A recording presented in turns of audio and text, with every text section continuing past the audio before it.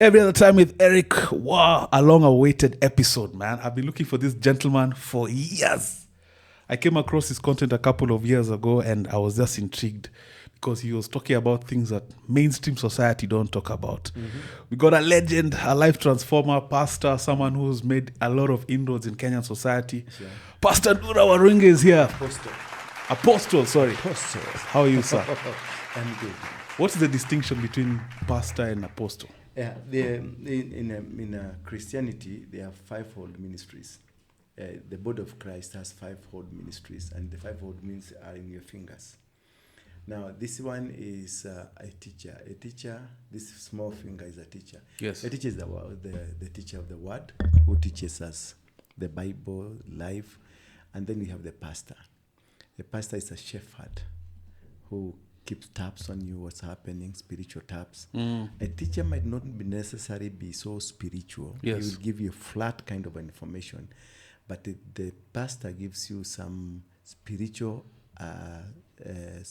guided teachings. Yes. He's also a teacher. Then you come to here, you find this is an evangelist. The longest is evangelist. Yes. There are people who go to the field. Fine wide. Yeah, find wide. Then this one is a prophet. The prophets, they speak the word of God, they prophesy. And also there's a difference between a prophet and a person holding the prophetic office. There's difference. Then this one is an apostle. Why is the apostle so far from the rest? The apostle holds all these ministries. He's more superior than all of them. Okay. He's the one that plants churches. He's a person that will go wide, far and wide. And he has all these other ministries with him. Yes. Yeah. Wow, that's interesting. That's a perspective I didn't know before till now. You're a busy gentleman, though. Yeah. I of course, had the privilege of engaging with your gentleman here. Yes. And you have engagements all through the day. Yes. So what's a typical day for you? My day, I keep it busy. It's not that maybe I'm so busy, but I keep it busy. Owing to the kule nimetoka, the life that I have, the life of rejection, the life of being appreciated, and the life of being rejected completely. Because even right now, as we're doing this broadcast, some of your fans will tell you, never bring this man again.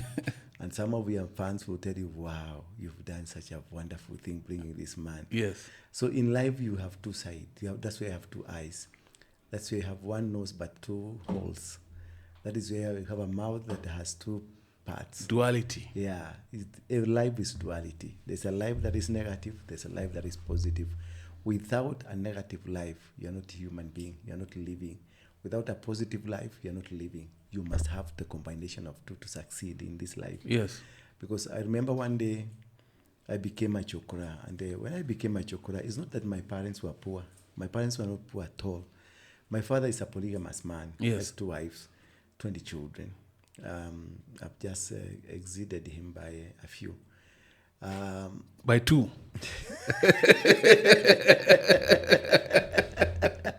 But unfortunately for my case, I did with one wife. Okay. Yeah, it's only one wife that I did with 3. I produced 3, but the rest is one. So you are an active young man.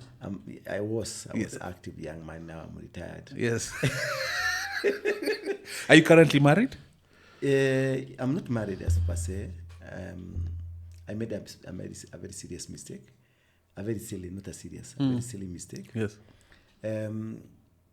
Meanwhile, when I discovered my children, I had many children. I didn't know that I had children until I was vying for Kibera seats. Yes. Against Raida. Then I happened to go to Gatwekera, Mugumoine down there. Yes. Somebody, they deliberately did that because the political opponents, they deliberately did that. And there's a time I used to live in Sabah. Yes. So I had a girlfriend. And this girlfriend gave birth to my kid. And now they're living in Mugumoine. Without you knowing. In a very pathetic life. Yes. So my political detractors, what they did, they came and organized for me and said, oh, mheshimiwa, tunataka tukutembeze mtaani. Uende ukiona watu. It was a setup. It was a setup. And people were really set up. And the cameras were there. So we went to Mugumoine, Darajani. Then there Darajani, then nimeingizwa kwa kichumu hivi. Then mheshimiwa, tumesema tukulete hapa, tuanzie maendeleo hapa na tuanzie kutembea ukiona watu hapa. Na ile watu nataka sasa tuone ni watu wale wanakuhusu sana. Because vijana hapa wanakupenda. Wow. So I was excited to see the people. Then the door was opened. Mheshimiwa, kama unaangalia hii mtoto, unaona hii mtoto anafanana nani? Was it looked like you? Completely 100%. It's me. It's me. Yes. I kept quiet. My campaign ended there. Did you recognize the lady? Yes. Okay. She's called Shiro. Yes. And my campaign ended right there. So what do you do when you're what caught? will you tell people? Yes. What are you going to do when you're a child? And wow, the child was dirty with some hair like ile ya fuko. Yani katoto kalikuwa na kuashia kome miguu imekaa hivi. Yes. Yet I'm dishing money up there. But now, apart from embarrassment and because this is actually your child, yes. What other emotions do you feel in such cried. a moment? I cried, and everybody was with the camera. You know, nowadays everybody's a photographer. Yes. Fortunately, the craziness of YouTube was not that much Yes. that time, and it was only Facebook. And I don't think the person I thought would do that was called Abdallah. Anakuanga na station ingine hapo inaitwa Ikra FM. So I went and warned Abdallah. I told Abdallah, do you know me? He told me yes. Who am I? Ndura Waruinge. Of which group? Yes. Akasema Mungiki. So you know what I can be able to do. Make sure nothing goes to the media. And that's how. And that is it. Did you take ownership of the child? Take your 10,000. Nothing goes to the media. Are you hearing? Then I called my entourage. We picked up the child. Yes. Him. As we were getting out of Kibera in Sabah, the other side of High Rise, another telephone comes. A mama called Mwikari from Mukuru kwa Ruben. She calls me. Sasa wewe ni kampeni tu unazunguka huko ukinyambanyambia watu. Alafu mtoto yako anakufa huko. The attack of the baby mothers. Then I was told, come to St. Mary's. I tried to argue, come to St. Mary's. I went to St. Mary's. I met my daughter Wamboi from Mukuru. Yes. Wamboi was there rearing. She was about to die. Yes. Then I felt, wow, this is too serious for me. And immediately, the guys that we are with, I said, you must be having so many people. Let us now do a research and see where the others are. How does one go about such research? No, because the team I was with, the same team I was with, Mungiki. So I called them and asked them, call for me all the women I slept with. So that is how they started recognizing one is in Wa, one is in Muranga, one is what. And the people we called, every person we called had a baby. That means you're a healthy guy. You're one shot, one kill. With that one, I don't joke about that one. Yes. I'm strong. But now let me ask, because now you're apostle. Yes. But at some point you are, in fact, if you search YouTube sometimes, ex-Mungiki leader, I love that. They like to lead with love that. Being ex-Mungiki, because that's my foundation. You can't be anybody if you don't have a foundation. Yes. Sometimes back, I was in Russia. About a month ago, I was in Russia, and I visited a church that was business or Russia. Yes. I'll explain to you. Just Okay. So, and while in Russia, I visited a church that had Kenyan people there. And one pastor who is a Kikuyu tried to introduce to me that this is Apostle Hezekiah Waruinge. And he really tried to avoid Ndura so that he can be able to avoid Mungiki. So I stood up, I told Pastor, you didn't introduce me properly. You should have done it this way. Yes. I am Apostle Ndura Waruinge. Yes. Formerly Mungiki leader and the founder. Yes. That is now I'll be so happy because that is my identity. My identity is not Christianity. My identity is Mungiki, where I came from. Because you know me because of Mungiki. Yes. Not because of my Christianity. My Christianity has never pushed me to the level of people knowing me, people identifying me. But when you mention Ndura Waruinge, the first thing that comes is Mungiki leader. It's Mungiki leader. Yes. Now that one gives you the identity. And when you have an identity, you become more powerful and more strong. Because identity produces you. Yes. And identity magnifies what is in your heart. Now, when people hear, I am former Mungiki, you go back to the bad stories of Mungiki. But as you're moving towards the bad stories of Mungiki, you will encounter one good story. Yes. And this one good story will outshine I think the many bad ones. Your new persona for me in 2025 Yes. overshadows the negative one. Yes, because there is one thing that I have ever done, and they say, wow, so this guy can do this. And that's inafutanga kila kitu. Then you start from there. But the foundation, so this guy can do this. What are you relating to? The former.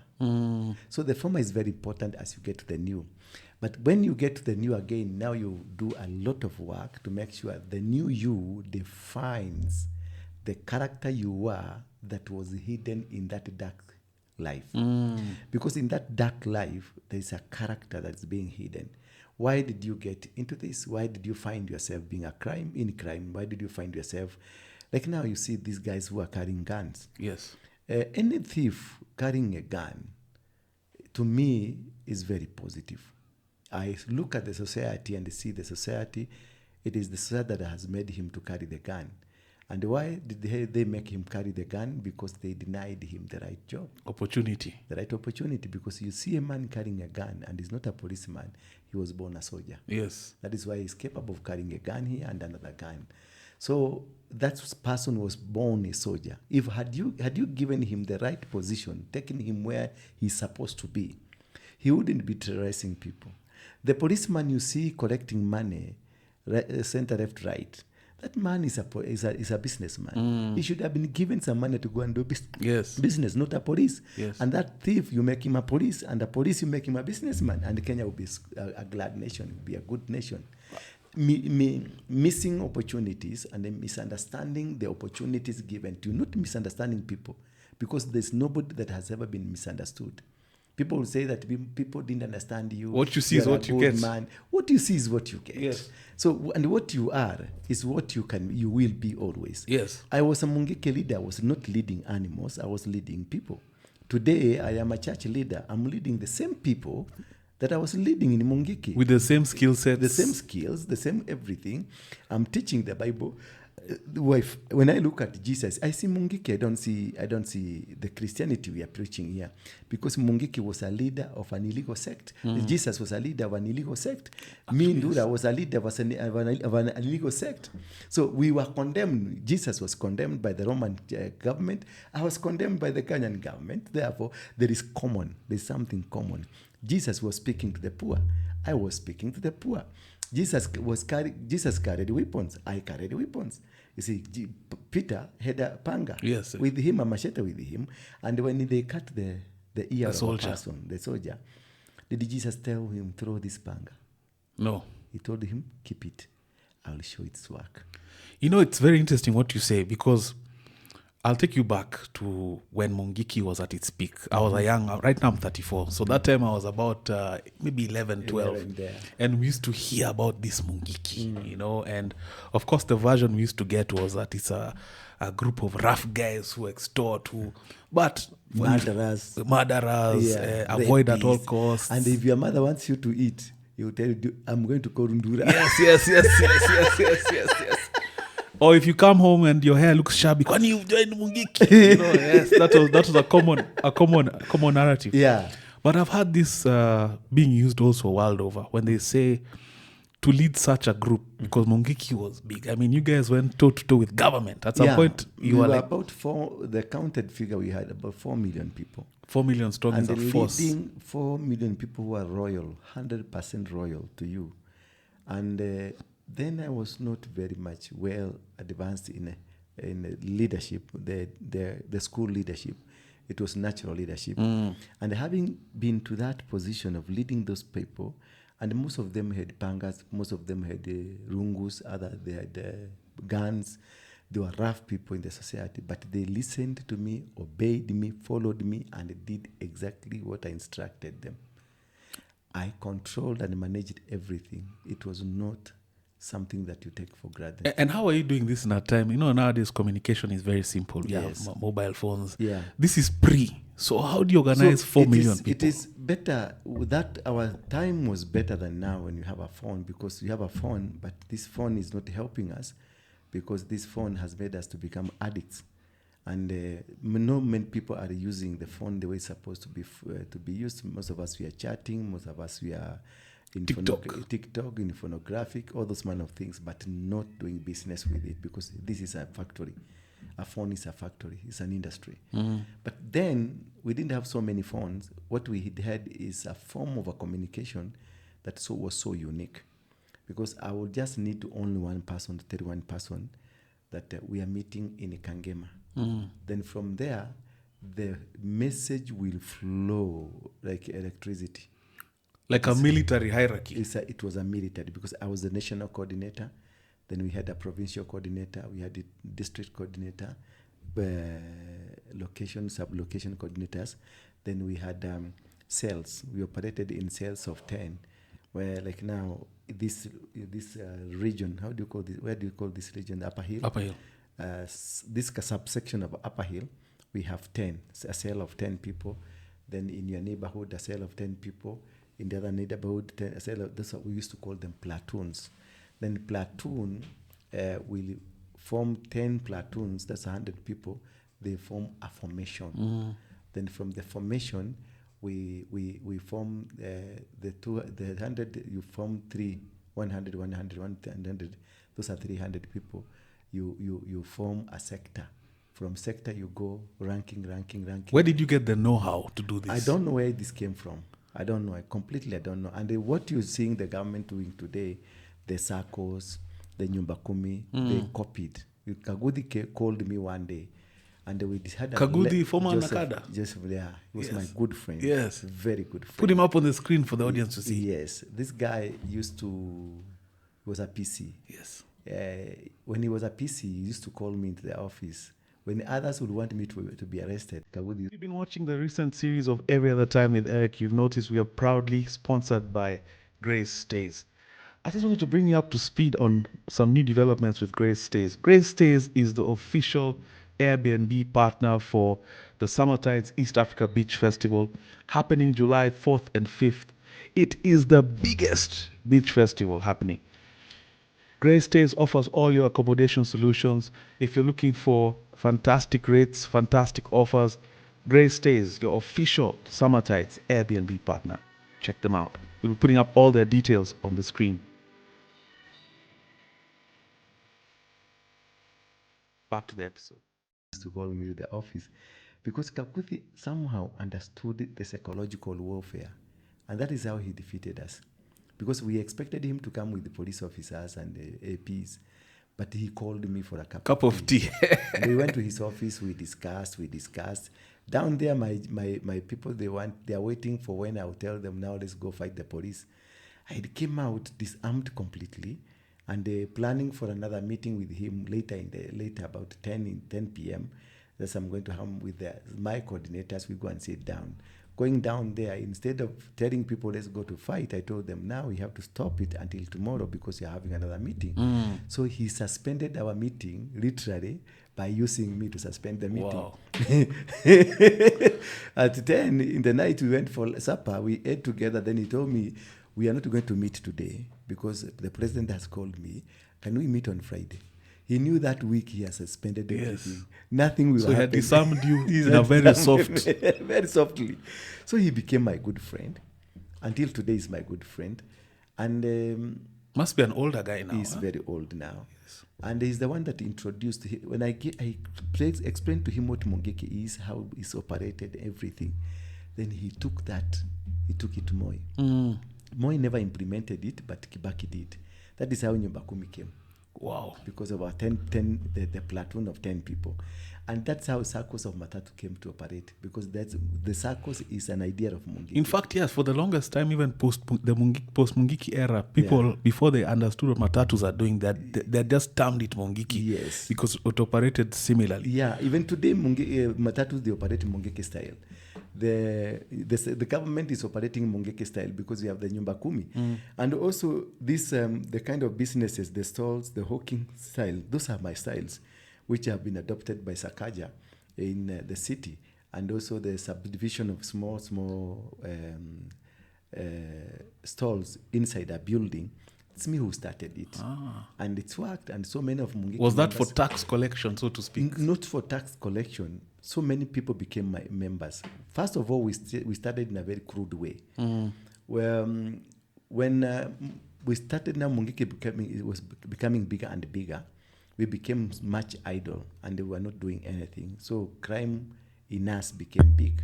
So at some point, I decided and asked myself, what can I be able to do? Were you in charge of the crime, or the crime was just a natural thing of being idle? The crime came because of our idolism, because previously, you were alone, he was alone. Now we have come together, brought you and him. Now we are together. So you become one team thinking, and it's from morning to evening. Either you are smoking marijuana, or you are discussing something, or you are talking about somebody who has money and you don't have money. Or you're talking about somebody who has food and you don't have food, and you think this man has stolen your food, yet you didn't work. So that evil mentality, psyche just comes automatically. Did you smoke yourself? I've never smoked. I only snuffed the tobacco. Bake. But now the issue is that after looking at this, I found we must do something to stop these guys from getting more and more into crime, because they were being killed. Then I decided we must use crime to create jobs. And the crime that we did, we terrorized the people of Dandora. I sent my people to go and terrorize everybody. One night we terrorized the entire Dandora. And now there was... Terrorize, you mean what, robbery? Robbery, stealing from them, stealing from shops and everything. Once they did that, the police came, everybody came, the chiefs came. Then now we went and pretended that to offer protection. We are part of the society, and we are really scared that there is nobody can save us. So they asked for my opinion, because the chiefs also were a good friend to me. They asked for my opinion, and I told them, if you can allow us, because I can see these young people, they are good. If you can allow us for 2 days only, we see whether we can be able to bring peace in ourselves. Because the police are far away from here in Buruburu. We need to have our youth here look for the security. And the chiefs said yes, the OCPD said yes, and we are given a job. Then that night, there was no single robbery. That night, all bars closed at 9. That night, people were escorted home safely. That night, everything was so peaceful. And you sat in a room somewhere and thought about this plan. Like, how did you come up with this? These things do come. Until today, these things come. In fact, now that brings me to what I want to ask, because you're a spiritual individual, even in your calling today, you're an apostle. But when I look at my own journey and how I've advanced, now I'm someone who has seen the light. I believe in God. I'm a Christian. But I look back to the times I had tribulations, and I can see that the antenna was still up. It's just on a different side. Yes. So now in your previous life, when you're Mungiki, because you're a very knowledgeable spiritual guy, how was that antenna interfacing with your life that time? This kind of spiritual life is not what you go to class to be taught about. This is something that comes. Like when I teach anything I don't know what I'm saying until I go and listen to what I said. Then I'll be able to know what I said. Sometimes you'll hear voices. Sometimes you think you are thinking, but you are not thinking. And whatever you think becomes something that is what you would have wanted. Like now that of the creating insecurity to bring security, it's not thing I planned. We organized 4 of us, and I told them what to do. We must capture Dandora, then this is how to capture it. And it worked. So do you think those are coming from the enemy? Such ideas? No. You are born a prophet. Everybody was born a prophet. It all determines how your prophetic mission worked. Everybody is a leader. It all depends on how your leadership worked and to what level you are. Everybody has a persona, that the inner persona, because everybody has an angel that is guiding you. inside you there is a spirit. You are a spirit yourself. And inside you, you're a God yourself. Because God said, let us make man who looks like us. So you are God. And every ideology and ideas of God, you got them. It's only that how you implement them or how you are nurtured to implement such kind of ideas that God is giving you. That is what matters. Because me, I was not trained by anybody. I was trained by life. I was made hardened. I was hardened by life. I've been to prison 52 times and I have been shot at 12 times. I've been poisoned 9 times. They have tried to hang me twice and everything has failed. They tried to hang you literally? Yes, they convicted me for hanging and this thing refused in the committee. Yes. And all these things, they don't come because what you become super hyper. You might, like now you have a child and one of the children, you find there's one who is super hyper. How you do things is funny. I know you must have been indulged in the alcoholism or marijuana or whatever. And what contributed yourself to alcoholism? Were you forced? You drove yourself to the alcoholism, you did yourself, and you will sit somewhere and drink it nicely as though you are doing something very good. And how you will swallow it, then that one you didn't go to school to learn. Yes. It just comes automatically. Yes. That's the same thing when I was doing Mungiki. When I took all the security and everybody was happy, the chiefs were happy, the OCPD was happy, the OCS was happy, every policeman, and then I was given a mandate, I knew I've captured. How that ideology of capturing came to me, it was not something that even my father taught me. It just appeared to me. And one thing I always wondered, Apostle, why is it that Mungiki was so big in terms of numbers that the security forces, because if I was government at the time, I'd be like, if he's the head, remove the head. Yeah, they could have done that long time ago, but my persona is that persona of a propagandist. One thing I did, I managed the psychology of these people and controlled them. Now see, when in Ndura, I was a criminal gang, yes. I used criminal activities to capture the police into my thinking and to support me and to legitimize what I was doing. Yes. The same thing we did with the Matatu, the same thing we did with the garbage collection. Now, the government, when they saw we are doing something good, they thought that we can help them to bring the insecurity down. Again, when the government saw that we are distributing people to do businesses and they were unable to create job opportunities, and I have chased, because first of all I did is to chase all Waindis from Kimathi Street, yes, Tomboya, Moi Avenue. So the shops can now be occupied. All the shops, I chased the Waindis from the shops. Then these shops were occupied by our members. See, those are thousands and thousands of jobs that I created. So that means Mungiki, contrary to popular belief also, was the members were also not just riffraff, they're also white collar. They're white collar jobs. And we were controlling the economy. In fact, 90% of equity members were Mungiki members. 90%. So what we did, we used illegal methods to get into the real life, because we found the world is controlled by a few people, the middle class and the upper class, while the lower class, they are supposed to be working for the middle class and the upper class. So what we did, we frustrated the middle class. Once you frustrate, through insecurity. Yeah, through insecurity. Once you frustrate the middle class, you get into that middle class, but you are still a lower class. Now you become a terrorist to terrorize the upper class. The upper class are the rich people. You go terrorize them. And because they don't have a cover, they give in. Now they become financiers of your activities, because you just call him and tell him, tomorrow we are taking your son is going to Kianda school. Today morning you took him at 8 a.m. and now we saw you. You were dressed in yellow. And this is how you are. Now tomorrow, we are coming. Terror.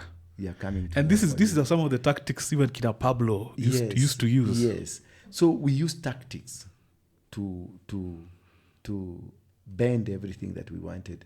Again, because of that, and our number was growing because of creating job opportunities, every politician aligned himself with us because of votes. So this 4 million, yeah. 4 million. All these politicians, they became Mungiki members. Akina Mwenje, the late Mwenje was a member. The Baba Yao was a member. And how does one pledge membership?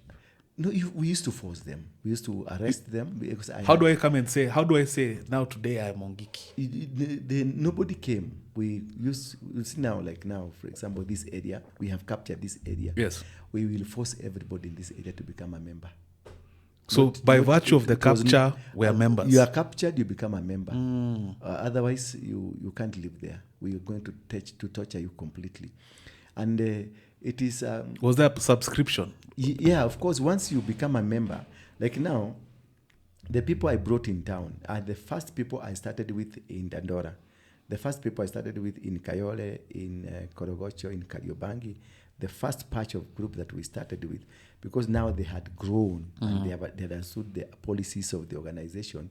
So I moved them to the city to come and dominate the city. But what I did, the money we were raising from the matatu industry, from security, from the garbage collection, every day we used to collect like 3 million shillings. And this 3 million... How much was yours? Yes, wait a bit. Statute of limitations, don't worry. They can't come. The time has passed. Yeah. No, I will get my 500,000 per day. Yes. Wow. But much of the money, we will return it to the people, the new people that have come in from Dadora. Now they're coming to town. We will give them 20,000 each to start a business, a revolving fund. And now from the day you are given that 20,000 shilling, you will be paying every day. You'll be paying back 100 shillings. So it was an investment of sorts. Yeah, it was an investment. You pay 100 shillings every single day. And this one now goes to another new member for tomorrow. Then we fund them. That is how Mungiki became so big and so vicious. And it would incentivize, because if government are not offering me any platform to escape poverty, yet there's this group where if I come and pledge... The only problem, because had we found somebody who can mentor us, and it's only because we were from the poor family. Had we come from the Moi family, from the Kenyatta family, Mungiki could be the best idea in this world, because we were doing the best.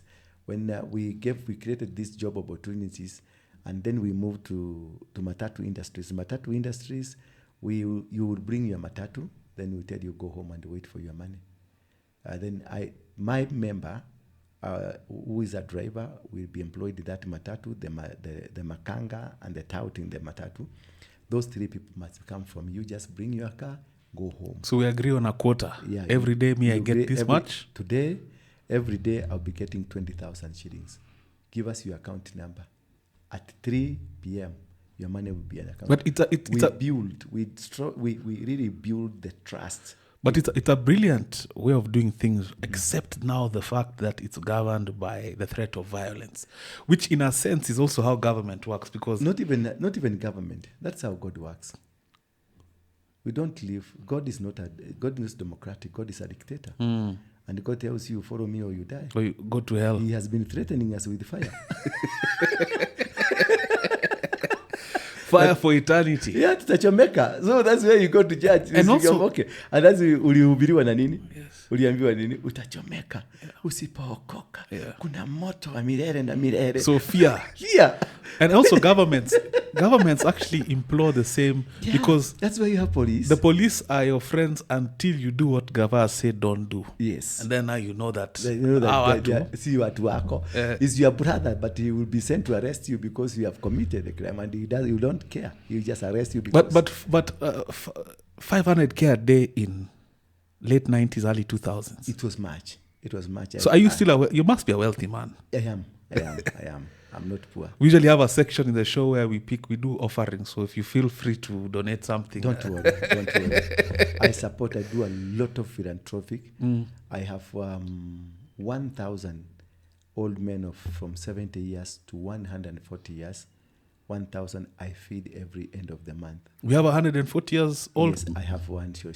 Yeah. Who is 140 Is that the oldest living person? Because the world record, I think, is about there. She could be the oldest living, and she is strong, and I feed her, I dress her, and I make everything for her. I think you'll get those pictures and see what we do with them. Yes. And every single end of last Saturday of the month, we give them food to eat. We create them in my church. We create a 5-star kind of setup.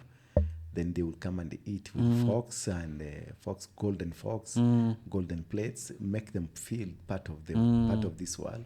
Then I have saloonists for the women. They will be treated nicely. Their hair will be taken care of. Their nails will be taken care of. Oh, so it's a way of giving back to society. Then I have doctors, professional doctors, who will come and check on them on their diabetes and their pressure and any other chronic disease in them. Then we keep checking on them. We refer them to a particular hospital. We keep checking on them, and they become good. I have old shoshos who make kiondo. Do you know kiondo? Of course. Yeah, yes. We make, and now we have secured a supply in America. We'll be supplying 500 per month. Wow. And these are the old people who you say cannot be employed. I wanted to prove to people that to empower, to young people, more especially the young people, you don't need to be employed by anybody. If this show can make a kiondo, and the kiondo is sold 5,000 shillings. It's a very strong message. In a month, they do make 3. In a month, you can make 3. So every month, you can make, that's 15,000 in a month. So this show gets 15,000, yet you are seated there waiting for the government to create Serikali's idea. Serikali's idea. That's you pussy. We need to create opportunities and also show everybody can be able to be productive to the society. And now I have 600 of shows who are making kiondos. And we are sending the first batch of kiondo in American. Do you have the photos, Orivin? You'll send us the pictures. You send them the pictures. Yeah. In American colors. Yes. You're making an American flag. Yeah, it's wonderful. Wow, you're doing great. They're doing But great. Now again, after that, once I finished with the old people, I went to the young people.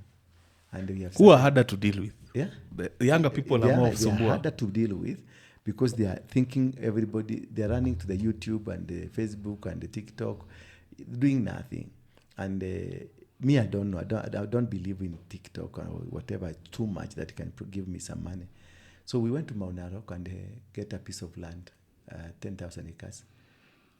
Different parts. You bought 10,000 acres? Not buying. Oh, okay. We rented. Now we are doing potato business. Tunapanda viazi. And we have built a go down in the shamba. A go down with the machine to make chips, machine to make crisps. So a potato is not coming in a gunia. Will come in a polythene paper from there. Wow. Yeah. So then this one, we again tell them, go sell. You get your percentage from that. So you've been providing a lot of opportunities. We are just creating opportunities for them. That's another one. Another one we are doing, we are doing real estate. We have companies for the real estate. There are shambas around here, plots around here. We go, we build a house, we sell it. We'll gather some 20, 30 people. They do a house because most of them are fundis. They build a nice house. We provide with the materials. How do you keep tabs of all this? This is big operations. I started in Mungiki when I was only 16 years. So I've been working with the people for 40 years. I've been working with the people. And I've been there, just controlling, making, giving ideas. We have a circle, Besima Circle. This is where people are being loaned. And we also have started another company. We are producing socks. Wow. The best socks, the one that you are wearing now. Yes. From the middle class. We are doing the socks. By next month, we'll be producing 3 million pairs of socks.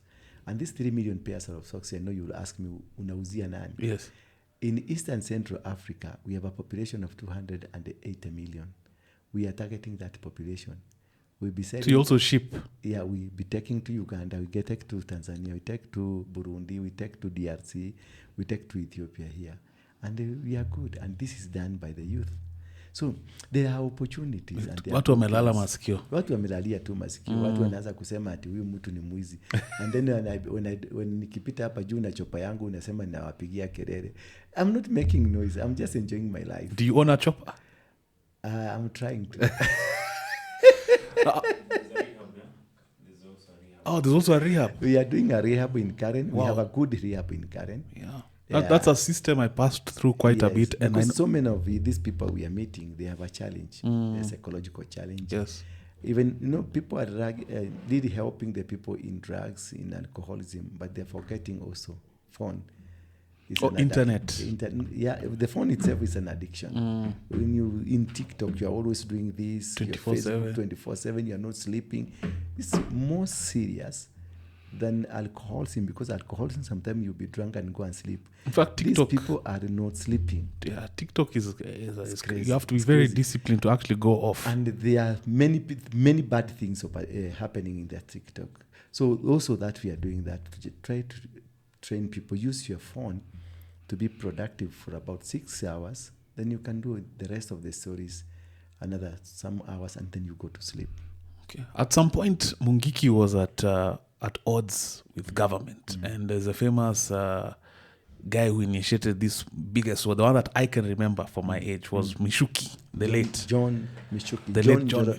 John Njoroge Mishuki. Yes, I think Man, I've seen you on a previous platform say how they tried the approach initially of let's negotiate with these guys. Yeah, But what then- they did, because when Kibaki got into power,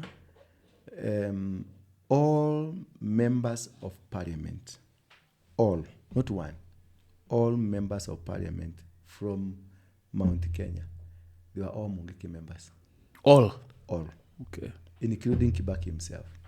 Kibaki pledged, or you guys strong-armed him. All we strong-armed them. There was no about pledging, and you cannot campaign when you are there.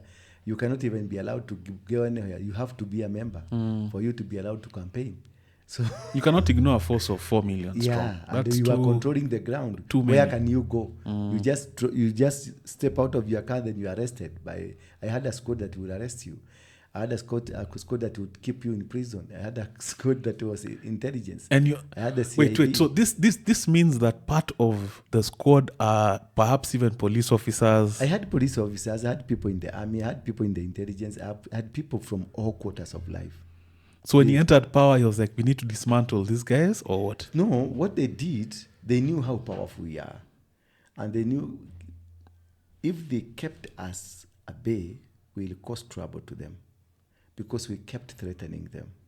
If Mwenje will come to Embakasi, then we will threaten him.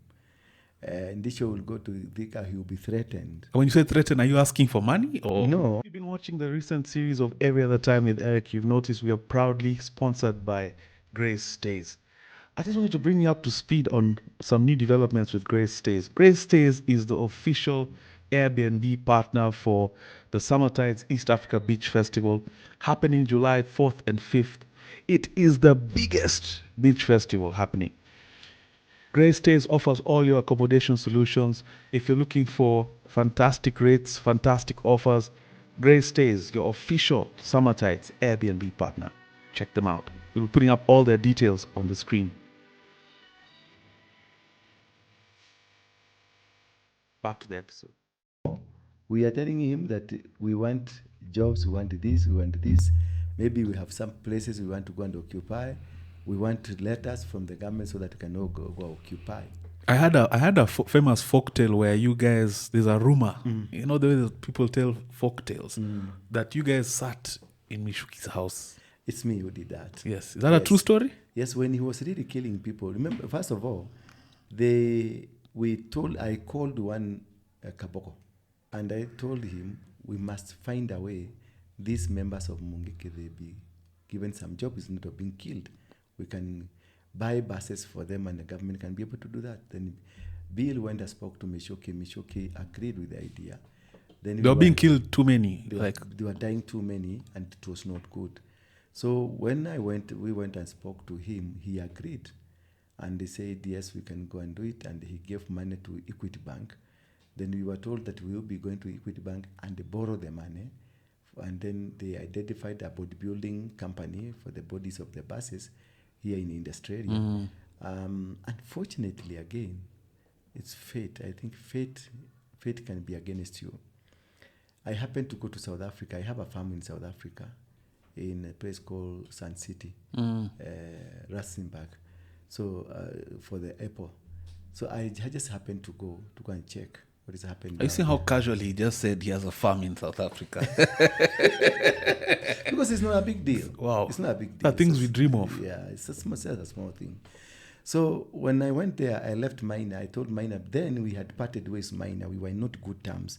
But because this one, I wanted to be just, let's help these young people. Because we are the one who founded this thing and they are following us. I told Minor, go and go to Michuki's house, their office.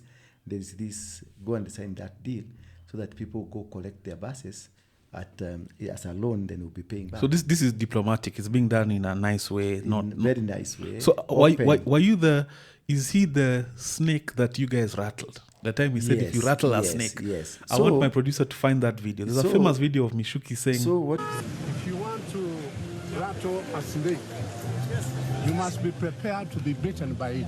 Sir, please English.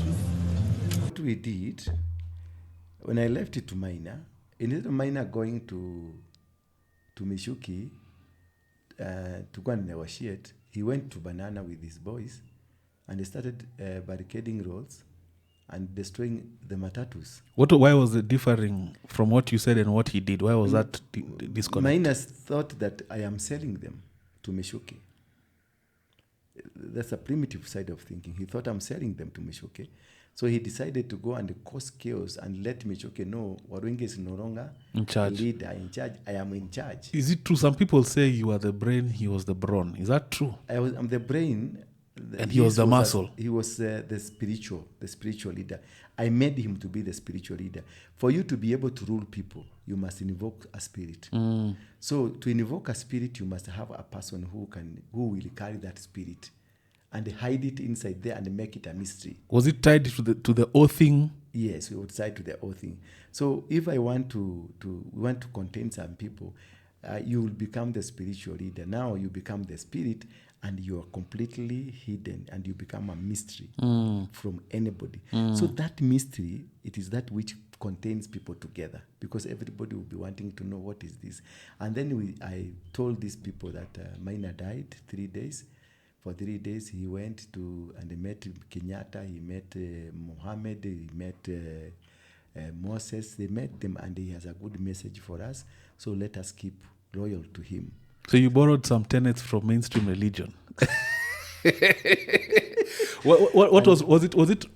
Why is it that he did not? Why were you unable to convince him that you're not selling the No, masomo ndogo ni kitu mbaya. Kukosa masomo ni kitu mbaya. Because he overbelieved. Now because people, when you become spiritual, people will tend to even bow before you, become a demigod, a small god to everybody. He got high on his own supply. So he went high up and thought that now I'm superior, I'm everything, and whatever I say will come to pass. And now because I'd left the organization, he became now the coordinator, the physical manager, and the spiritual manager. So he exploited them. And instead of allowing them to benefit, he wanted himself to benefit alone. So Michuki got so irritated. And that's the time he killed about 100 of them in Muranga.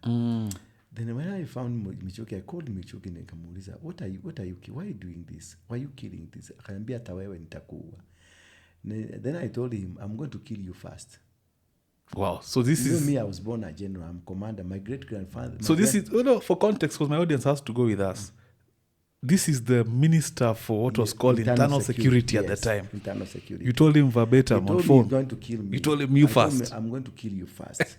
Then this is straight out of wow. No, my grandfather is General Waruinge. You've gone to Eastleigh? There's General Waruinge Street. Yes. My grandfather there were 7 Mau Mau generals. My grandfather was one of them.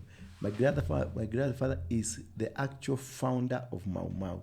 The first oath of Mau Mau was initiated by my grandfather, Waruinge, whom I'm named after. So that blood, my mother was also a general, my father was also a general, my grandfather was a general. You see, I'm coming from that blood that can fight anybody. So now it's a race to take the other out. Mishuki ordered for my arrest. Yes. As they ordered for my arrest, I heard that he's gone to go to his home area, rural area. Kangema. We went there. And we got into his house. How we got him. Whilst he's there? He was inside the house. inside the house. We got into the house. And I went to where he was sat, and I spoke to him. I told you, I'm going to kill you first. So that means you had infiltrated even the security forces around him. Everything. No, I have a power, which I don't understand how it comes. I can disappear. What do you mean by that, Apostle? We can be seated with you here, and you look for me, you don't find me. I don't know how it happens. Literally disappear? Yes. Can you testify to that? Have you seen him disappear? But even right now, when you were coming, okay, it was in the office, so I was waiting for you to get out. Then I got up on He was waiting me kwa mulango. Are you using the dark arts? No. I don't know. That's since I was a baby. I didn't tell you how I was born, but one day I'll come and tell you how I came out of this world. Yes. I was born. I was not born in the same way you came. Mi nilitoka na miguu. Na wakati nilikuja na miguu, I also had some teeth. Me. How do you know that? My mother tells me, my father tells me. Okay. And even if you go to Kaplong Hospital, they have my records there. They say it's born with teeth. Yes. And born small, legs first. Inside in the gum, you could see these teeth. My audience are going to kill me if I don't ask about the disappearing. Yeah. Give me an example where you've disappeared. The former Nairobi Police Commissioner, Provincial Commissioner, Kilonso. You can Google there, you find, he said, Waruinge is armed and dangerous. And also this man is not a human being, he's a ghost. It's like when they say Putin was once with the queen, and the queen shape-shifted on him. Nakati. So... yeah. So, I'll tell you what I did in Putin in Kremlin. Yes. Last month. I want us to finish Mungiki because then we're moving out to the supernatural. I'm here, Mishoki is here, I'm here. And I told him I said I'm going to kill you. Was he scared? Very, very scared. Very scared. He trembled. He never imagined that can happen. Then I told him... And he was a man's man. He was a tough guy. He was very tough. Very tough. No, that's the time he said that if rattle a snake, prepare to be rattled by it. Now that weekend, that is the time I went to him.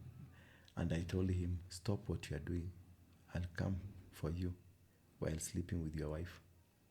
Please don't do that. I beg you. You are my father. I beg you. Don't kill anybody more. Please forgive them. He said, okay.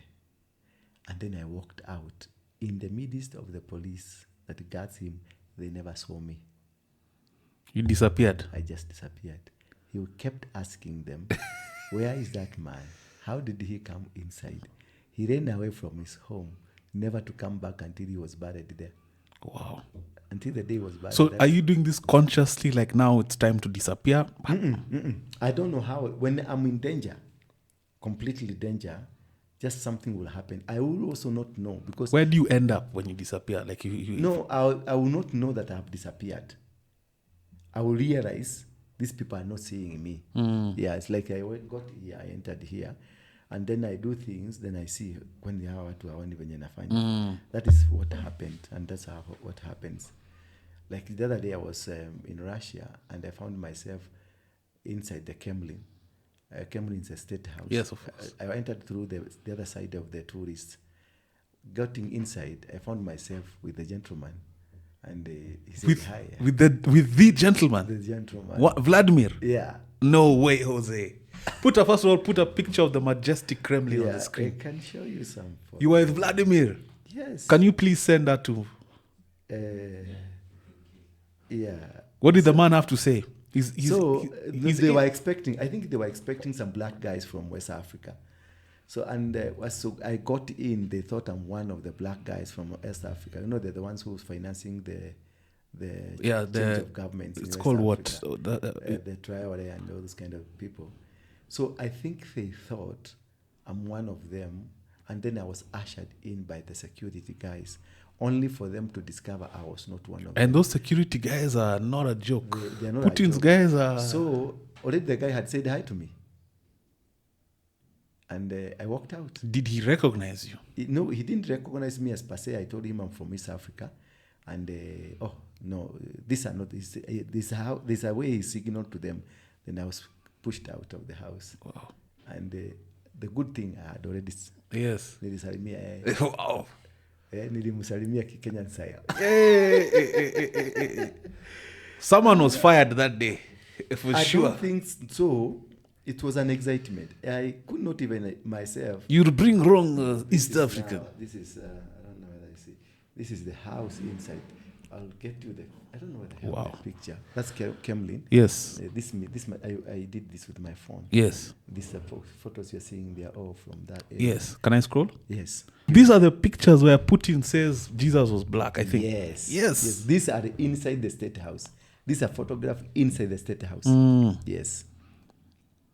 Wow. Yes, I've seen this even on the internet too. Yeah. I'll make sure that. And also the Bible, the true Bible, the real Bible. So was is- Jesus black? Jesus is black. Jesus is black? Jesus is black. Even the founders of Moscow, the people who fought battle there in Moscow, they are black people. And It's not bronze. from Ethiopia. From Ethiopia. And this is Jesus for you now. That is Jesus. Oh wow! He looks Eritrean. It looks Eritrean or looks Kenyan. Maybe for the camera to see. You'll Yeah. get those pictures. This is inside now, the state house.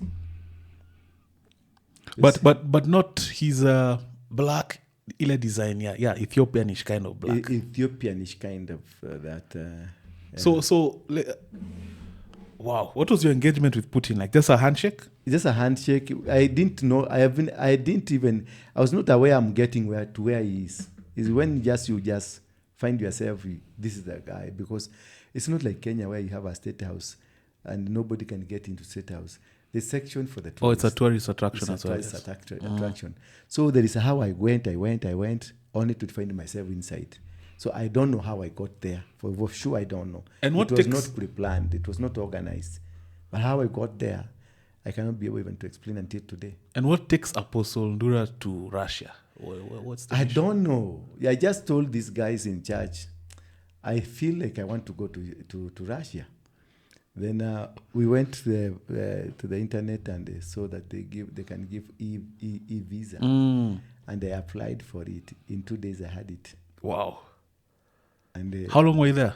I stayed there for about 3 weeks. What do you think of what Putin is doing? Putin is the best person in the world. If people understood Putin is the one that will bring peace. Not the Americans. Is he the Antichrist? He's not an Antichrist. Russia, the Orthodox. You see all this around, the surrounding of this is Orthodox churches. The state house is built in an altar of Orthodox. Putin himself is more religious than 90% of us. Really? Very religious. Yes. And they have that magic power. Orthodox is the founder of Catholic. Did you know that? I didn't know that. The Russian, St. Petersburg, it is the oldest church that produced Catholic in 740 AD. And the Catholic produced Islam much later. Islam is 600 years. 600 years. Yes. So Orthodox is the original church, and the original church is not found in Vatican. The original church is found in Russia, and the oldest of all is found in Ethiopia. That is where you find there is a good relationship between Ethiopia and Russia. Now we've entered, for my fans, exactly. This is exactly why I wanted Apostle here. Yes. Because the Mungiki story we know. Now my personal interest starts here. You know? Yeah.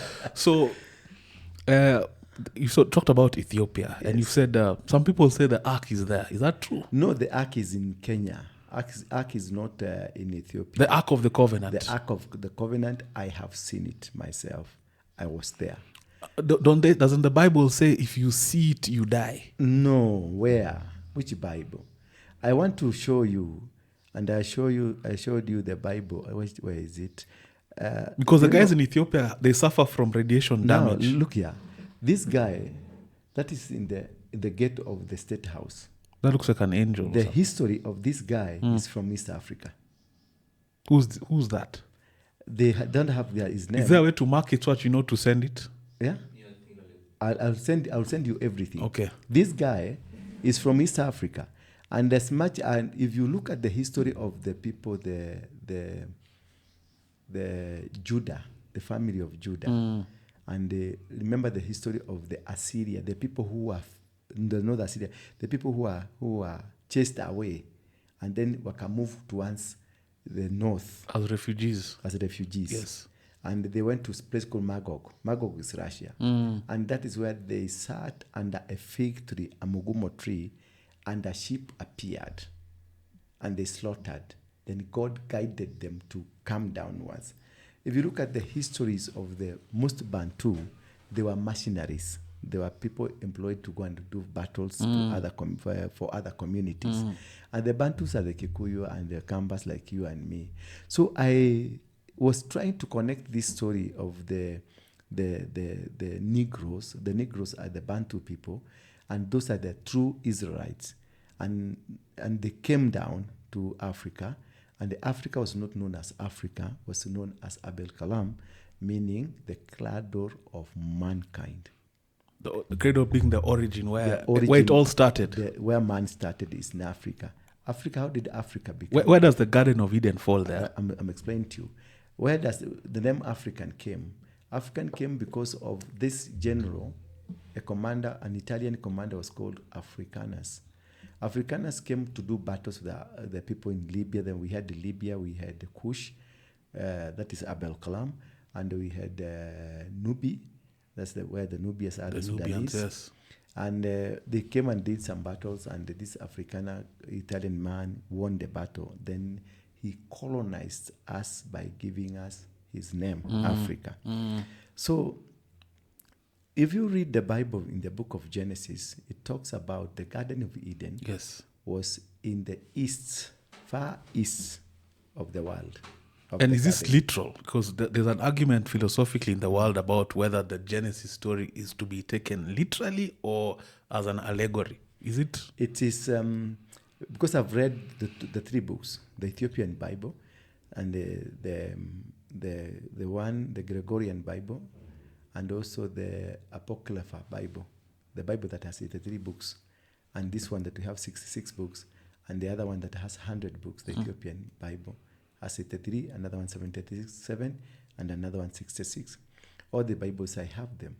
And the mutilated Bible and the unmutilated Bible.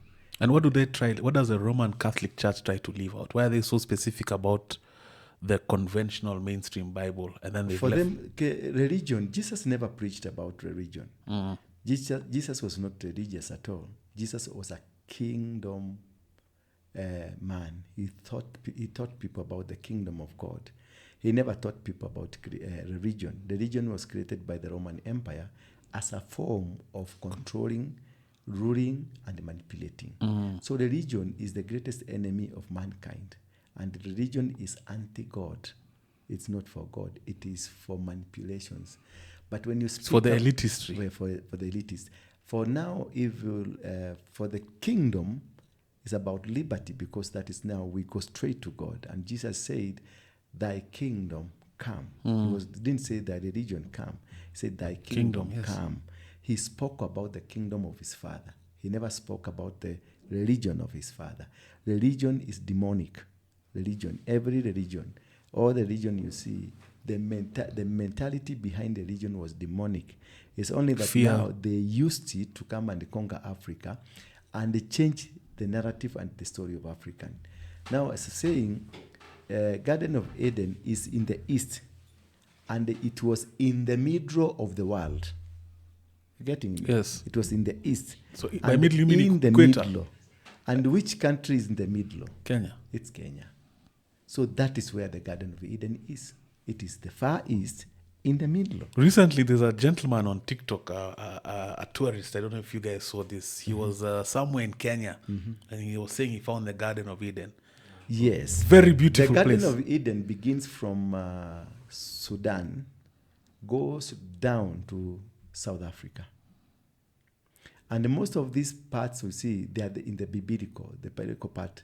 Like Mount Kenya is not Mount Kenya, as people say. It was Mount Zion. In Kikuyu, we call it Dayo, Kirimagea Dayo. That is, we call Dayo Ine. And the things that are said in the Bible that happened, that transpired in Genesis in the garden, Yes. are those true accounts? Yes, they are true accounts, and they are in Africa. Because if you speak of a Garden of Eden, really, can you find such a thing in Israel? So Adam was black as well? Adam was black. This is how he was black. This version? This version, he's Gurale? black man. He's black man. And take now the history of...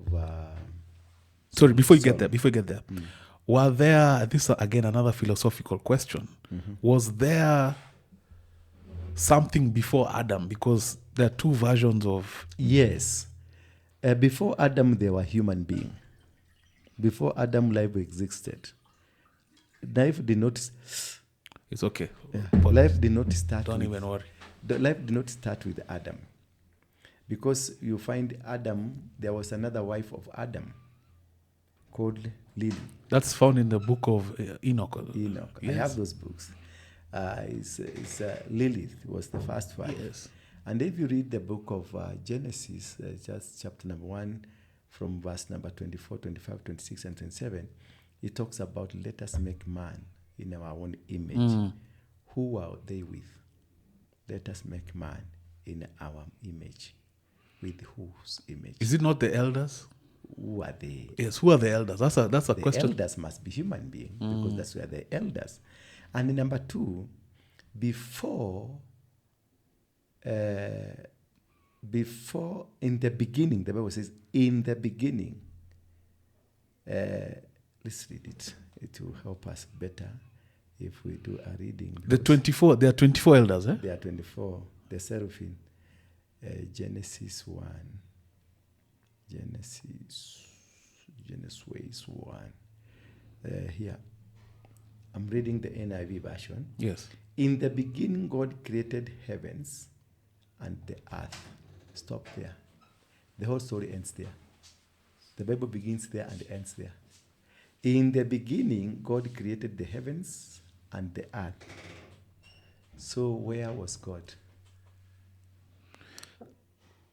In the beginning, God created the heavens and the earth. So where was he? They say he's the beginning and the end. So Yes. he's the Alpha, the Omega. He created the heavens and he created the earth. From where? Where was he standing when he was created? That's a good question. Doesn't he predate existence? Is it? So what's the answer to that? The answer to that, God does not live in heaven. There's another place God lives. There's a place he dwells. He dwells. So he came and created the heavens. And that's why we have first heaven to seven heavens. I've heard people preach about that. Yeah, and that's why you have some, the aliens and the other beings. Why is Lilith left out of the story? Lilith was left out because the second story of Abraham would not have made sense. This was removed by the writer, the King James himself. King James is the one, because King James was not a Christian, nor was he a religious person. He was a Freemason, the one who wrote the Bible, who interpreted the Bible, and they used Shakespeare to write the Bible, to interpret. These people are not for God, they are not Christian. So why does that Bible, why is it still being used to this very date? Because this is the only thing you found. And it was used to balkanize, to rule, to manipulate, and to control the world.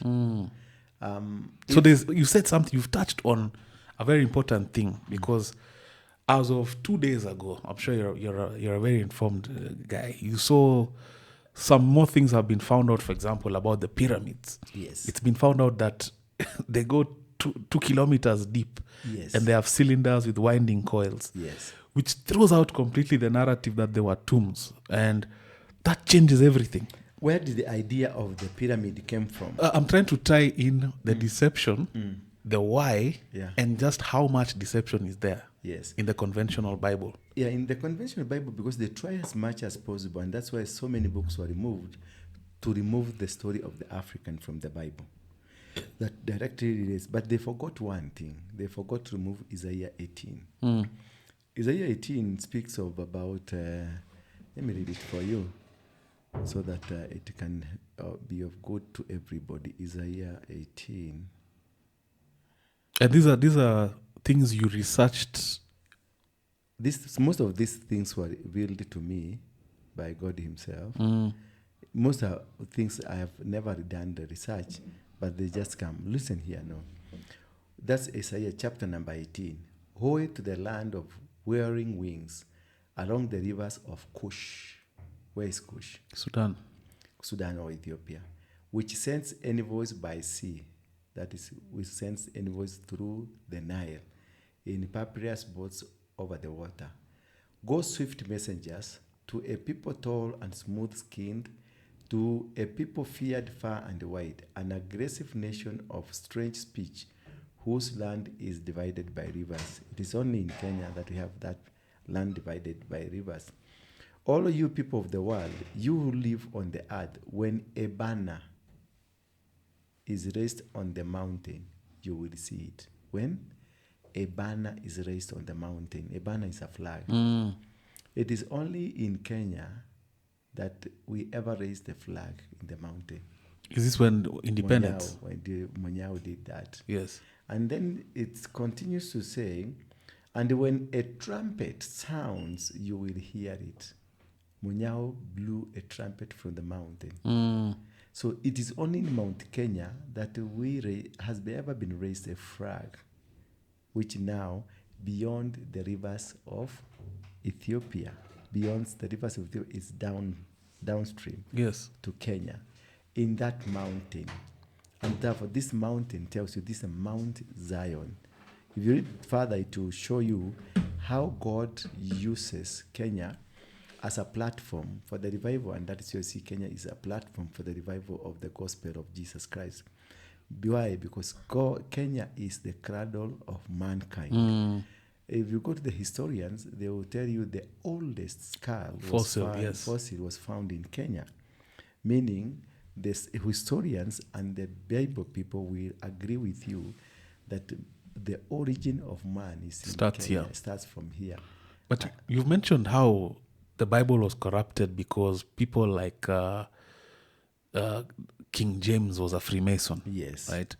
And from the videos I watch, a lot of the things you've talked about Freemasonry and how they plant altars, how rampant is Freemasonry? No, the Bible was translated by a Freemasonry, but it was not written by Freemasonry. The original context of the Hebrew and the Greek one. It was not created by the Freemason, but the Freemasons... You've been watching the recent series of Every Other Time with Eric. You've noticed we are proudly sponsored by Grace Stays. I just wanted to bring you up to speed on some new developments with Grace Stays. Grace Stays is the official Airbnb partner for the Summertides East Africa Beach Festival happening July 4th and 5th. It is the biggest beach festival happening. Grace Stays offers all your accommodation solutions. If you're looking for fantastic rates, fantastic offers, Grace Stays, your official Summertides Airbnb partner. Check them out. We'll be putting up all their details on the screen. Back to the episode. Are as old almost as the Bible. This is an organization that was started long time ago, but perfected by the Rothschild families, who used the Freemason cult to manipulate and control the world. Is it true that there are satanic bloodline? The satanic bloodline, and they used the coding. You know, that's why they are smarter than us, the Freemason, because they know the art of coding. Because if you look at what the Rothschild family, it's about the coding from the Moses lineage, the Judah lineage, the David lineage, and the lineage of Jesus. Not Jesus, the Benjamite, the Naphtali's, and another one I'm forgetting. So they coded those blood, then they captured the world by coding. That is why blood sacrifice of human being is very important to them, because that is what they use to code any information. For you to be able to succeed in this world, you must live in a coded life, because coding is part of what God used to code a message that covered Jesus Christ. Because as the historians or scientists say, the sun, before it gets you, it takes 8 minutes to Yes. you. The star will take almost a week or 2 weeks to you. The light. The light of the star takes Yes. some 2 weeks. So look at when Jesus was born. The people who came to see Jesus, they followed. The Magi. Yeah, they followed The wise men. The wise men. They followed the star, and when they followed the star, they came closer to where Jesus was, but they didn't get it. They asked, and they were diverted somewhere. But the shepherd were able to know where Jesus is because they were connected with God. But now look at there. The most strange thing, is it Pharaoh? Was it Pharaoh or Herod? Was it Herod? King Herod was the one who ordered the killing of firstborns, I think. Firstborn, Yes. when Jesus was born. Yes. He didn't order a killing of one day children. He gave a span of 2 years Yes. because he understood the systems of the sun and the systems of the star. So he knew this boy could have been born 2 years ago. Yes. So that's why he ordered for 2 years, the gap of 2 years, from 2 years downwards, kill. Yes. Because he was not sure when this boy came. But remember, when he was ordering, that's the same day this boy was born. But for them, in the astrology kind of understanding, they knew very well it could have even been 2 years. This boy could have come 2 years. So the usage of numbers and numerology did not start yesterday. It started long time ago with mankind. And it started with God because, you see, the first day God created this, the second day God did this, third day, and that is what we use when we are counting our blessings or counting our directions. When you say that we are given number 7, like now, when you are born, they say now you are born in 1980. And when you are born in 1980, 2nd February, that's when the time. Now you will count 2nd February. The second is 0 plus 2 plus 0 plus 2, that is 4. 1980, that is 1 plus 9 plus 8 plus 0. 1 plus 9 is 10, that is 18 plus 4 is 22. Is that true? Yes. It's 22. Then 22, you will add 2 plus 2 to find it is 4. That is now how you know what is your destiny. How do you predict? How do you, like now, what is the destiny of 4? Number 5 is a number of grace. Number 4, what did God do the 4th day? Remind me, I'm not. You just open the Bible. Folks, do you remember all days? Day 1? Yeah. It was a question. Kindly do that for me. Yes. You see, Day 4. In day 1, God created, then God said that there be land, Yes. vegetation, seed, and plant. And God, let there be light involved, let them sign, mark, sky, circle, and this, and let them be light in the vault and sky. God made 2 great lights. That is day 4 that God day 4, that's when he created the light, the sun, the moon, and the star. The sun, the moon, and the star, they are used, God used them to create seasons and times. So number 4 is a season number and a time number. Now, this is the time you are able to know the season, or you have that knowledge of understanding the season. What is your season? Because each person has a season. And when you have a season, it is that season that will dictate what you become. Yes. If you miss your season, you miss it, and maybe it comes after 10 years. Yes. Then you'll have to wait for another 10 years. I think that's something I've experienced in my life. Yes. When I look back, Yeah. you can notice where you missed the bus. Of course, I'm using the bus as an analogy. And then at some point later, many years later, you realize, this season was that one, but that time I didn't catch it. Yes. Yes. Now you find yourself, you're 10 years back. Yes. But when you push it a little bit harder, then you discover you have captured, and now you get into your rightful season. And when you're in your rightful season, you are able to do things with much ease. With ease, yes. Without struggle. Things flow. Things, they are flowing, you find everything in place. when you are in your season. Yes. But when you miss the season, you try to struggle to make things It's work. like swimming up, Yeah, on up the end of a opposite river, yes. direction. And that one causes so many people to suffer, and it causes so many businesses to go down. You open a business out of season, that business will not. It will be there. You'll be just working. You find you started with a capital of 100,000. That 100,000 will be there, remaining there. All through, you'll be paying rent, you'll be paying this, you remain with zero, then you start again. Until the time of the season, all of a sudden, boom. What season is Kenya in? Right now is a season of transition. What alters governance? Because I know that's something you've talked about a lot.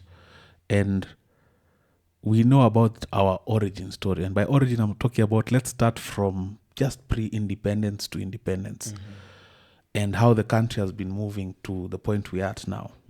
You're saying we're in a transitional period. Yes, we are at a very transitional period where Kenya is being reborn this year, the month of April. It is when the season starts for Kenya. It's going to be reborn. And being reborn, it means there's so many things that will be turned upside down. This coming month of April. This coming month. It's a very dangerous month for Kenya. This is where we are going to either to die as a nation or to be reborn as to come alive as a nation, because a baby dies at birth, depending who is going to midwife the baby. Are you speaking revolution, or what kind of what danger lurks or looms? What happened because of the failure to understand the intention of God as of this time, like when Joseph was called to interpret the dream, and he said there will be a season of 7 years of dryness and a season of 7 years of abundance. The season we are in, and you see every person in the world is watching over Kenya, following Kenya, wanting to be part of Kenya, and the politicians realigning themselves. What you're seeing, Ruto, Raila, Uhuru trying to realign is a global agenda. And what you're seeing people like Ndura Waruinge and the others doing realignment is also another agenda of the gospel, the revival of the gospel. You see the people, the religious people are organizing themselves, gearing for the revival, while the globalists are working very hard to stop the revival, because they need to only raise one altar or do one sacrifice, and everything is stopped. What kind of sacrifice is this? Like a pandemic, or They can do a pandemic. Maybe they do a sacrifice of human being, let people kill themselves, and that's where now you can see like we are in a situation like people are being incited to violence. You look at what happened at Nyayo Stadium. Salasia was beaten without no valid reason at Yeshimu Baba. Was it not just intimidation from a faction that perhaps wanted to just send a message? Maybe Who is that send a message? There were so many lawyers who hate Raila who were in that stadium. There were so many people. The whole day they were chanting against Ruto. And Salasia only was picked. And now you can see what is happening in the Luya land against the Luos. Look at what now Ruto is heading to Mount Kenya. And the Mount Kenya young people are being prepared to fight anybody that will stop Ruto from coming in, and they're paid for. So if it's going to be a fight, then people will die. Look at what happened to Isili when Ruto was moving around. And what later happened? People died, people were mugged, people were beaten up. And this Muzungu who died along Ngong Road. yes. Many things were happening until Ruto had to stop a bit. And now he organized himself. Not only that. So what spirit is that? And also the spirit of gayism that is so rampant, lesbianism that is so rampant, and the people are being killed here and there. Even a body was found, something was found, somebody killed. It's a spirit that is demanding for blood of human, because this is a month they want to sacrifice as much as they could do so that the global agenda will be fulfilled. Kenya is very important for the globalists. And this one, that's why it was given to Obama. When they gave Obama the presidency, they thought Obama is from His blood. the bloodline of the kingly anointing. So they wanted to take him to America so that they can decode him, only to discover Obama was not part of the bloodline. And that's why they dropped him. What do you mean he was not part of the bloodline? He's not part of he's coming from not the Negroes. The Negroes are the Bantus and are the Judas family. And the where Obama comes from, it is not from, it's from the first son is called who? Forget Jacob. Is it Benjamin? My biblical knowledge is wanting. I think it's Benjamin. Now he comes, those are the Moabites. The Moabites, if you look at them, they were against the systems of God. You look at Saul was a Moabite. All the people you find that were fighting the people of God. Goliath was a Moabite. All those people, that's the lineage of Akina Obama. And these people are the ones that corroborated. You see, remember the Moabites are the people who slept with daughters who slept with their fathers and gave birth to giants. The Nephilim. The Nephilim. So that is people who were against the plan of God from word go. And mostly they are being used by the devil. As you see, Obama is one person who's leading fearlessly to engineer for the global agenda. One world order, the gayism, the LGBTQ, all manner of these things.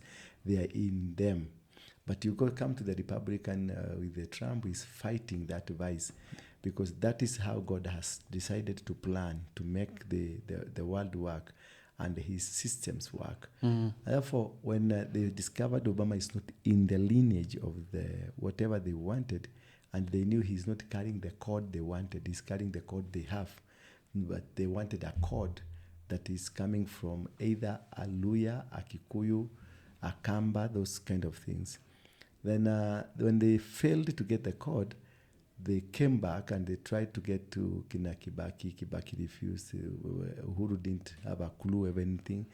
Now again they picked on Ruto. They took him to the State House, White House, only to come and discover again they have flopped. And is this conscious? What do you mean when you say they picked on Ruto? Is this something they discussed consciously? Yeah, or? it is something that is discussed on the table by the Rothschild families. They discuss it. And With the awareness of Ruto, like he's aware? They are aware because they wanted to connect Kenya with the global agenda. Is that why the king came as well? That's why the king came, because they discovered it hasn't worked. King had to be sent and come ignite the fire, because the fire had been killed. That's why he came here to Huru Gardens and they lit the fire. That was igniting the fire. Then he went to Treetop. They were raising an altar. Yeah, they were raising an altar with Ruto. Then they went to Treetop, raised another altar. Then he went straight to Likoni and raised an altar. Likoni, why? Likoni, why? That is where you have the skull and bone altar. You can Google, you find. I know Skull and Bones. John Kerry. Yeah. Those guys. That's a Bush. altar that controlled the world. That is where it is. So, all these kind of things they did and they were doing, and he's now, after what he did is Charles is going to see the Pope so that they can have the signing of now full blast, turning the world into the globalist agenda.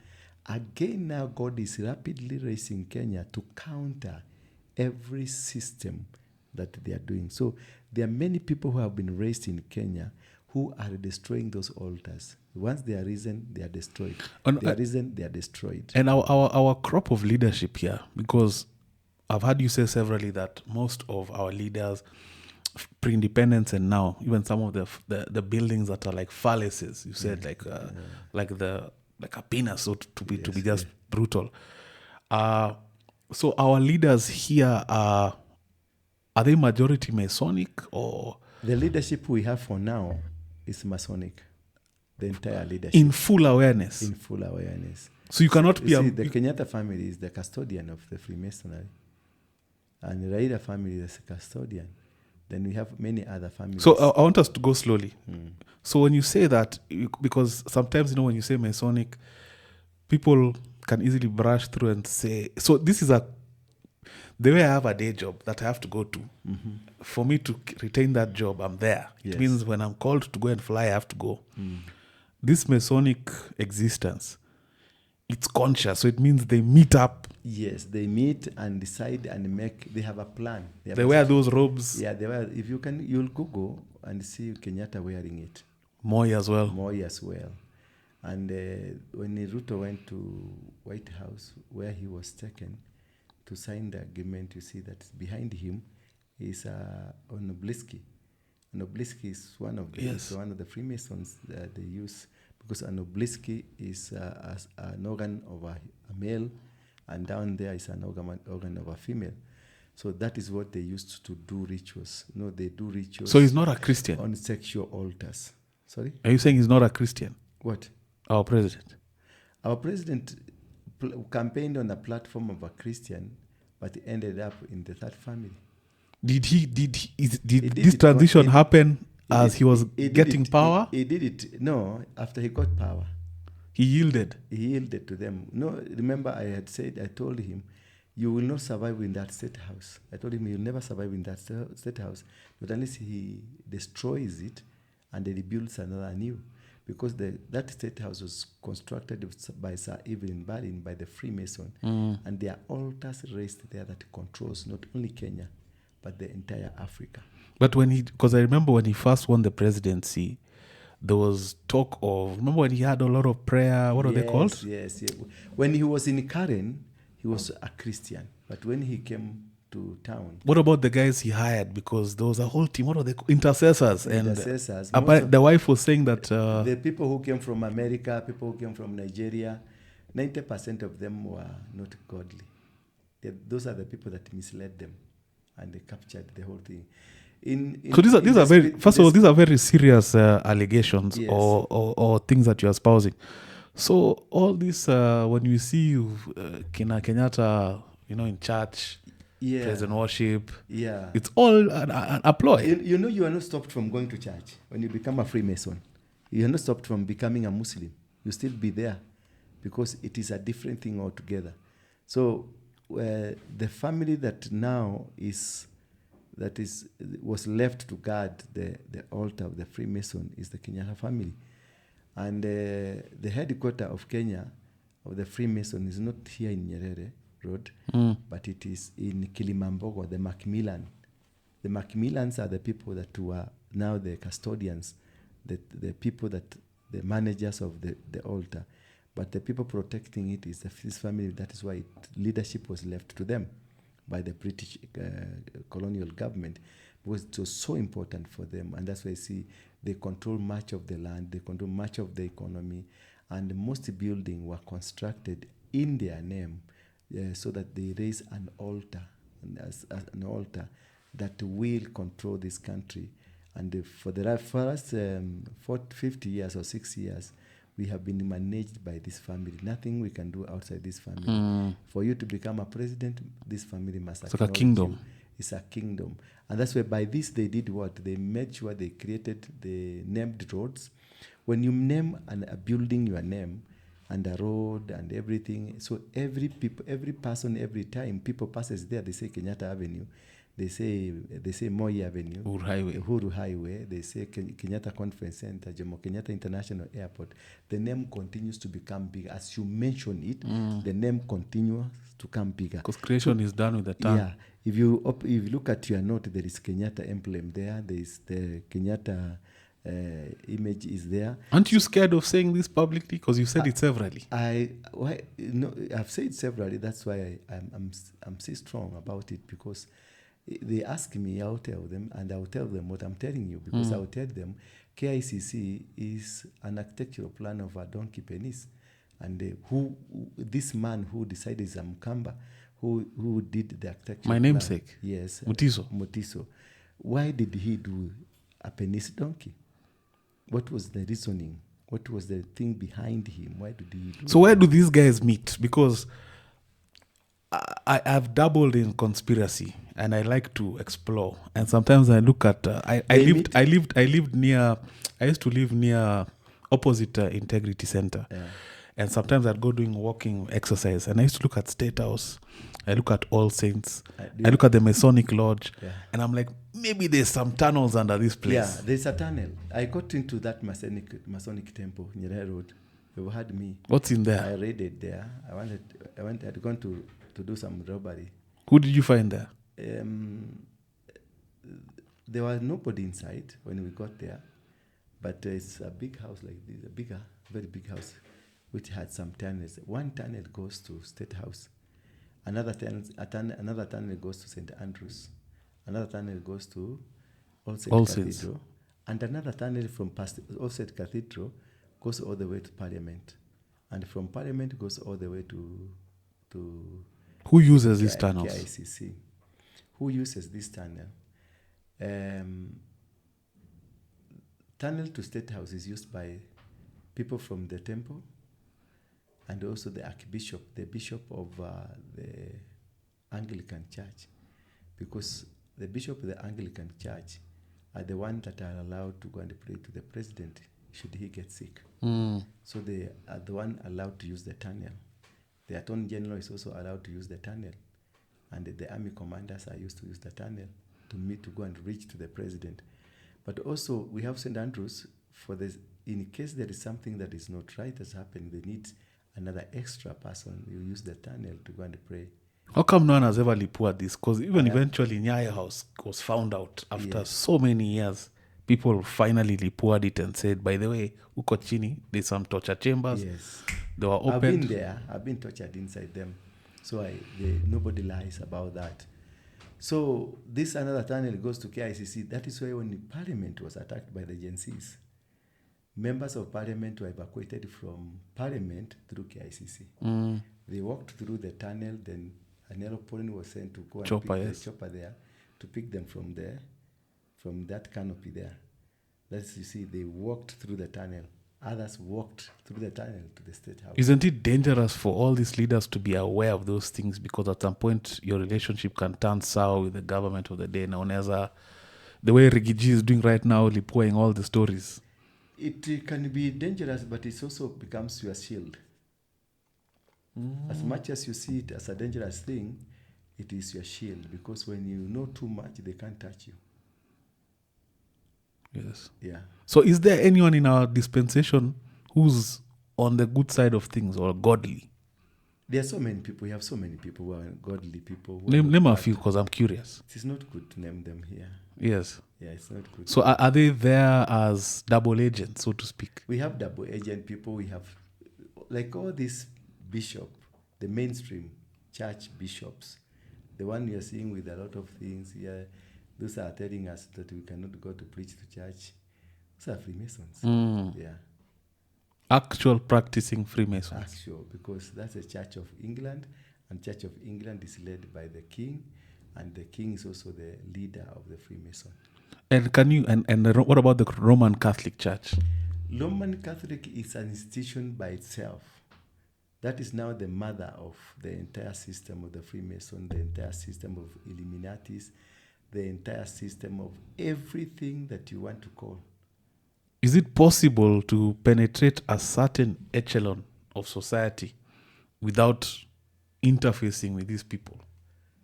When you go to... Because let me expound on the question, because sometimes I've interviewed some people who are big in business. And you know, business always starts small. At some point you grow. At some point you become big. And then at some point you see them breaking ranks with the powers that be for survival. So in that vein, when it comes now this spiritual element and which side you fall on, either, because I'm assuming Masons it's devilish, right?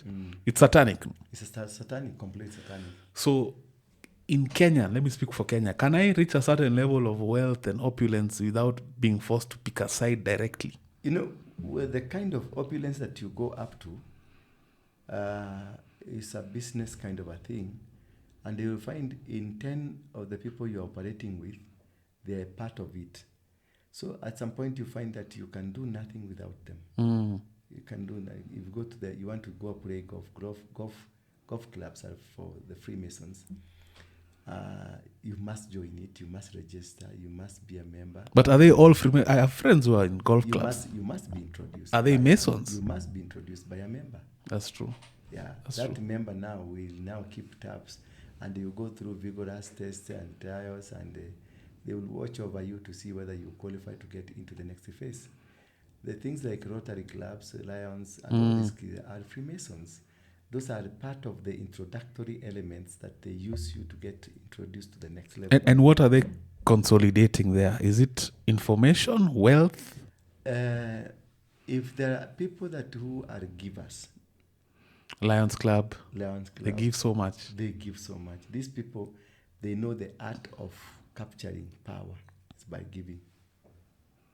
That's why they're so powerful. That's a spiritual principle. Eh? It's a spiritual principle. That's what we call the principle of the kingdom. Principle of the kingdom is not Christianity. The principle of the kingdom is now the reign. Reign is a principle of the kingdom. It will reign to everybody, not to a Christian. Then have the worship, praying to God is not Christianity. It is a principle. Everybody worship, everybody pray. So principles govern. It's like physics. Gravity is for everyone. So they govern the world, whether or not you believe. Whether you believe or not, the rain will go to China, the rain will go to India. It doesn't matter whether you are saved or not. Those are the principles of the kingdom. And therefore, for them, they thrive with the principles, not the mediocre of the Christianity, because Christians are mediocres. They don't even understand what they are doing in this world. They don't even have faith. Because if there is any weakest faith in the world, it's Christianity. Because whoever brought Christianity was not a Christian himself. He wanted power, he wanted control. He wanted supremacy, not what he's teaching in the Bible.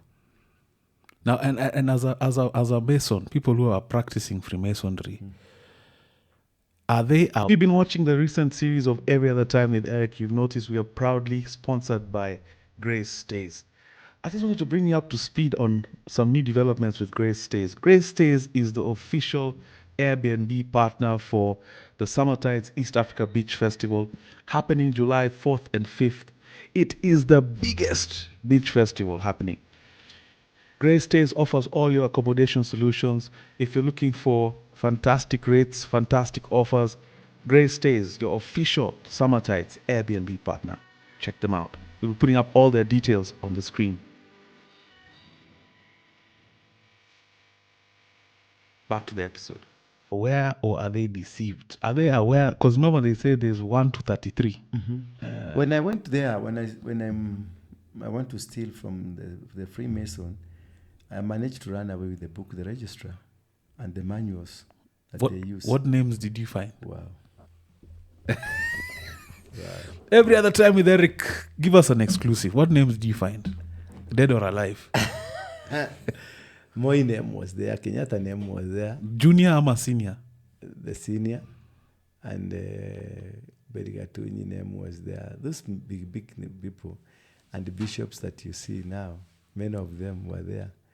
The people you think they are going to heaven, you'll be surprised. So if I sell out, I know I'm going to hell. If I become a Mason and I start... No, for them they have also an argument. Them it's not about hell. Then it's about the principle. And they think that Christianity does not understand what they're doing. So it's a conspiracy. It's a conspiracy theory.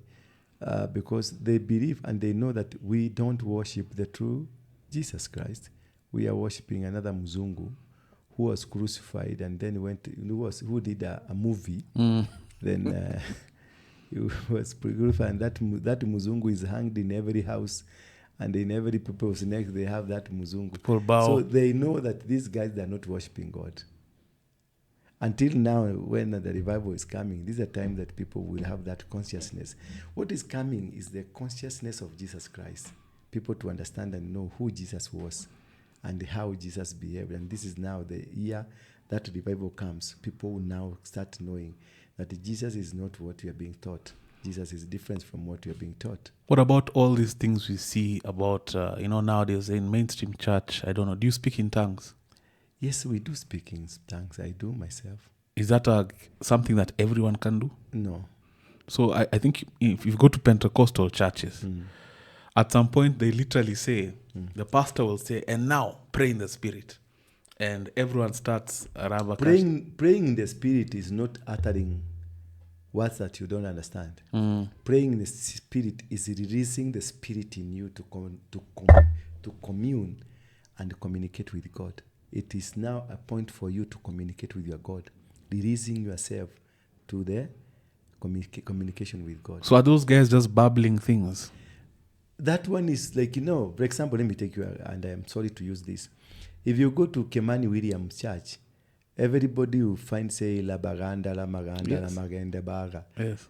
because of Kemani.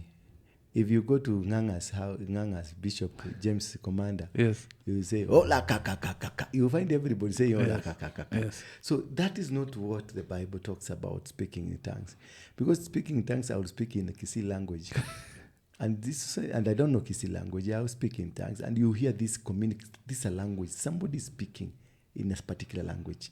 But saying Rima Shaka Tarabo Kondori Baba Seke Taya Ndara Baba Soya, that is something I literally created or I copied from somebody. That is not speaking in tongues. And there's peer pressure attached. I was a victim of that in the church I used to attend, where they'd be rara kashta la la zanderebe keshterere la zandarola. And if you don't, una form bana. Una form.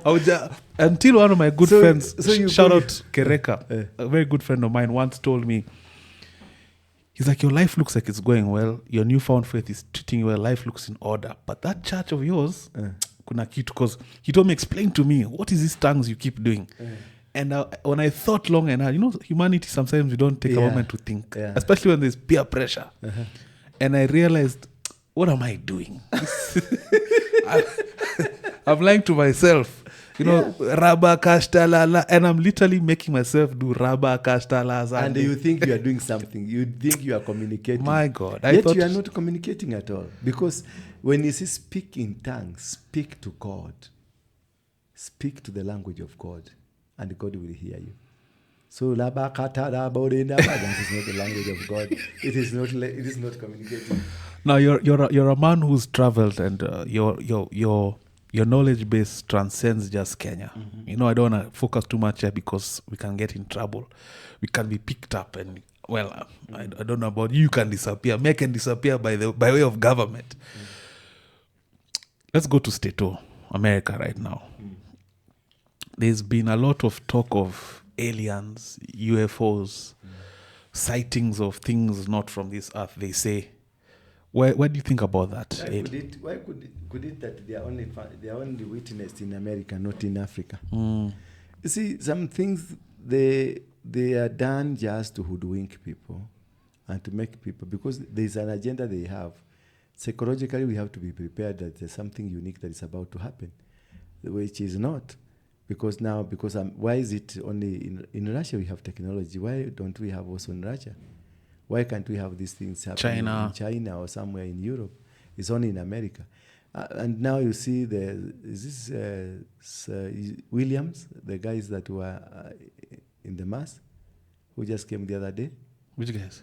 The one that was stuck in the skies. Oh, yes. The two. So I love that you bring that up. Yeah. In the capsule, the ones went for 9 days, ended up staying 200 plus days. Yeah. So may I ask you, what were they eating? How were they living? What was happening around them? Is that ISS real?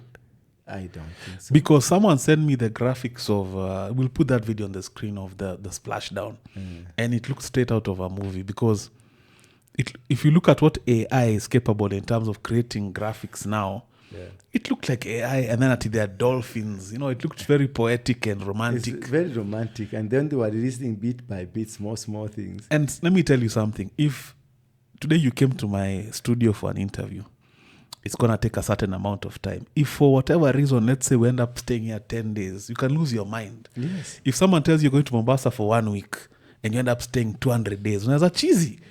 Now you're talking about outer space in zero gravity for 200 days. Yeah.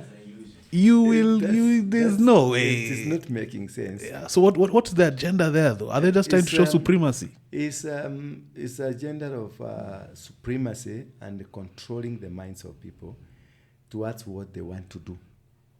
Like now when they raided Iraq, they had prepared the whole world that Iraq is not a good nation. It's led by a dictator.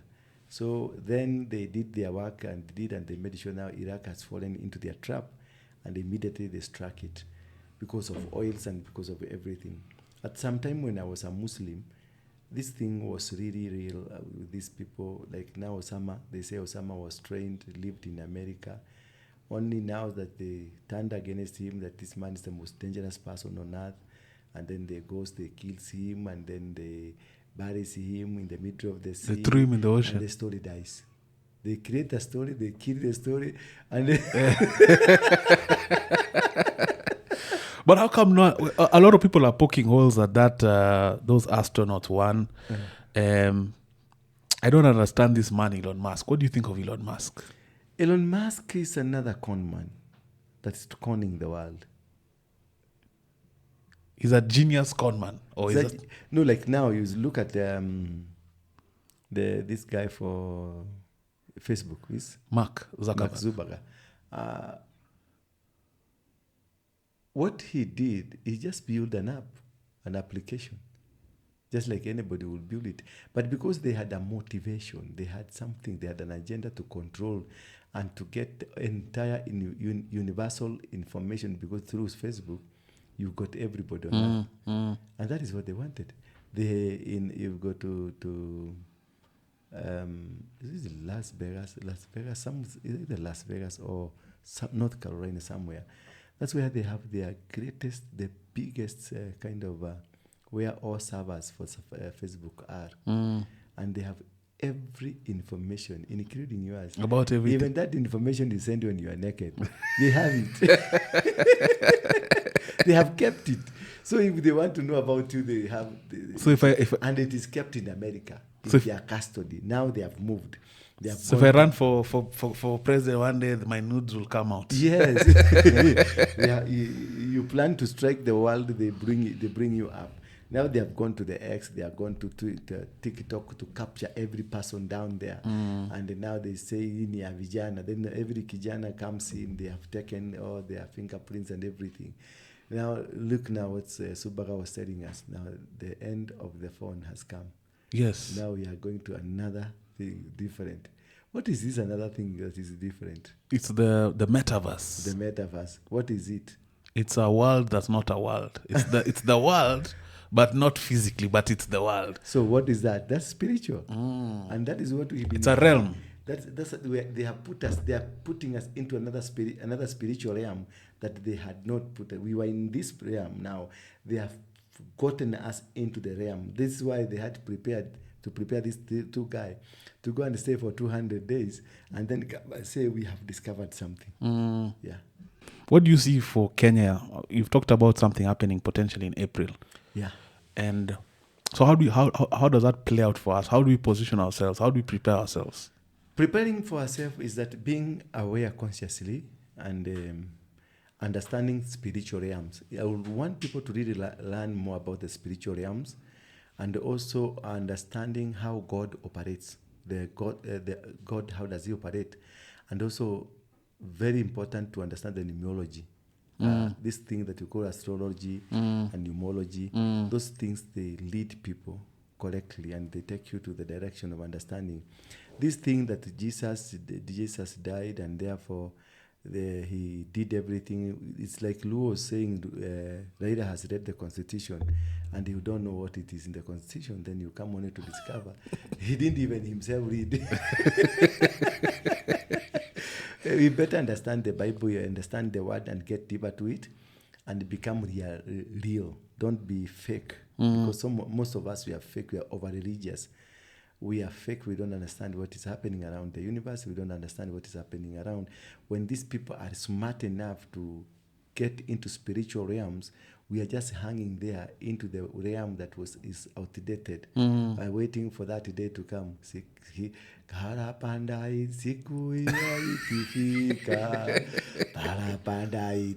we are waiting from heaven to hear the Parampanda coming. Yes. And we're deceived. Yeah, we were deceived. Christianity is a scam. Wow, ladies and gentlemen, Apostle Ndura Waruinge. I waited for this one for a long time.